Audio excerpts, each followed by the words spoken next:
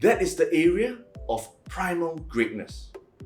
That is where they are in the zone and it's where they come alive.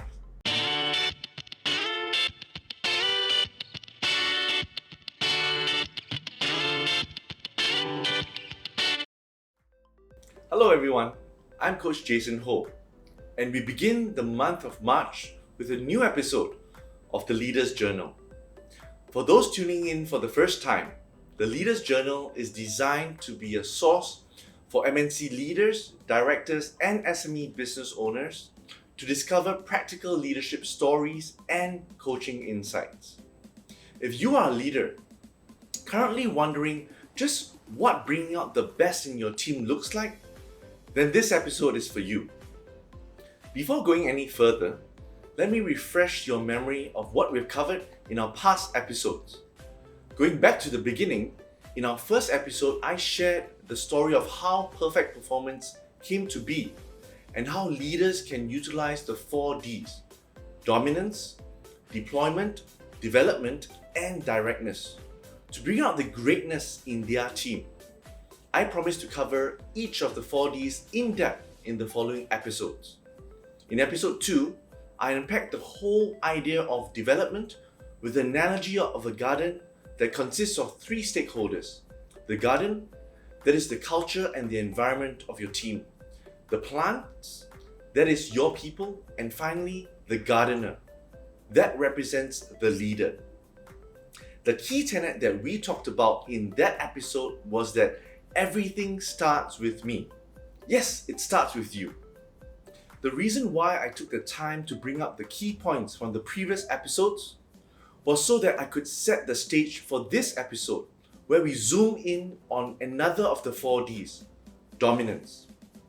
Dominance is all about knowing your team. You know the kind of people they are, aka the kind of talents that you have. You know the kind of work that energizes and excites them. You know how they work best and how to leverage those qualities to get the best out of your team. If we believe the principle, everything starts with me, then we as leaders must have the awareness that the development of our people rises and falls with us. In other words, in order to invest in the development of your people, you need to have awareness of their dominance. In theory, this sounds 10 out of 10. But the truth is that many leaders struggle to identify these areas of strength in their people. This is where I come in. We cannot settle for this simply being a nice analogy, because what we want is to help leaders convert that analogy into reality and see real and tangible results. So through my years of doing coaching sessions, now Zoom calls because of the pandemic, with MNC directors and business leaders, I've designed this tool which I use with them. It is called Primal Greatness. What Primal Greatness is that it gives people the opportunity to do the things that they do best at work. As a leader, understanding the dominance of your team boils down to recognizing the talent of your people. That is essentially knowing their innate strengths. The higher order skill for leaders to master is identifying the specific tasks that will excite or drain your people. You see, sometimes as leaders, we make this hasty assumption that just because someone is strong in a particular thing, that means that they must like it and they must be enjoying it. That might not be the case at all. Take me for example. Am I excellent in writing proposals? Yes. That is something I can do and I can do impeccably well. But do I enjoy writing proposals? Does it spark joy for me? Not at all. If I can avoid it, I would avoid it at all cost. What I always tell the leaders I coach is to encourage their team to use their emotions or their feelings as a compass to how they feel about their different job tasks. So what Primal Greatness does is that it helps people identify and break down job-specific tasks that either excite them or drain them.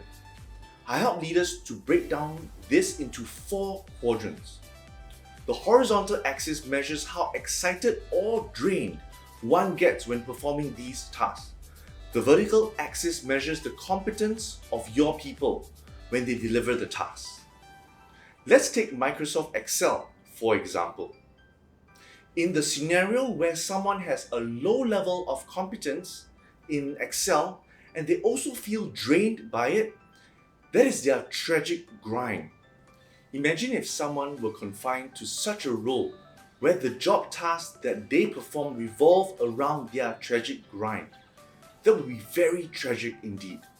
I can almost guarantee you that no one in that situation will tell you that they enjoy their work.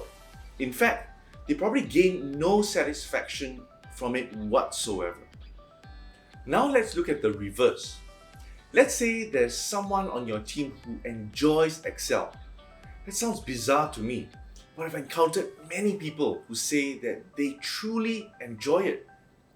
But the catch is that this person still has a very low level of competence in it. This is their area of misguided output. So, what could happen in this instance is that you might have someone who is incompetent at Excel but expresses great enthusiasm to take up any to all Excel related data analytical tasks. Chances are, if you did not know the dominance of your team member beforehand, you would have no qualms in handing those tasks over to them without assigning anybody to provide support for them. However, when crunch time hits, this lack of support could leave your team member feeling sorely inadequate and lost. On the other side of the coin, if you had another person who is naturally competent at Excel but is thoroughly drained from it, then that is their area of hollow endeavor. If you were not aware of this, the natural tendency for any leader when they see someone who performs well in a particular task is to give them more.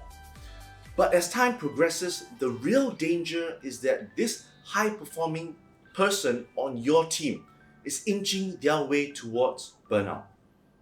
By the time it reaches that stage, in all likelihood, that will result in the person walking away altogether. And that very real implication is that a leader's oblivion to this could potentially jeopardize employee retention. Now we come to the final quadrant. If you have someone on your team who is naturally competent at Excel and truly derives excitement and energy from it, that is the area of primal greatness. That is where they are in the zone and it's where they come alive. If you can identify those areas for your people, that is where you want them to be placed so that they can do what they do best at work, day in, day out. When we break it down in this manner, it gives leaders a very clear visual of how they can develop their people based on their areas of dominance. Having said all that, let me wrap up with a question for us to ponder. What differentiates a mediocre leader from a leader of influence? This is one question that is constantly on my mind because it is a question that challenges me. It is one that warns me never to get too comfortable in where I am as a leader, because I never want to reach a point where my growth stagnates. So my personal take on that question is that a mediocre leader is someone who is satisfied with where they are and does not wish for anything to disrupt that comfort zone. A leader of influence is someone who is invested in their people. They're committed to their development, and they do this by identifying the dominance in each individual. Their commitment to that can be enough to rally their people to productive action and propel their team to higher levels of performance. Everything that I've just shared is a little snippet of how I help and equip leaders during our workshops and coaching sessions. If you find this beneficial for you and your team, do not hesitate to contact me. Meanwhile, if you want a free resource to refer to in the future, download our Primal Greatness ebook at perfectperformance.org/primalgreatness.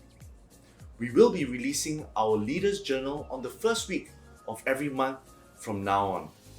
So stay tuned for the next episode, where I address the next D, deployment. We will be talking about how you can position people well within your team. Till then, this is Coach Jason Ho. Let's bring out the best in our teams.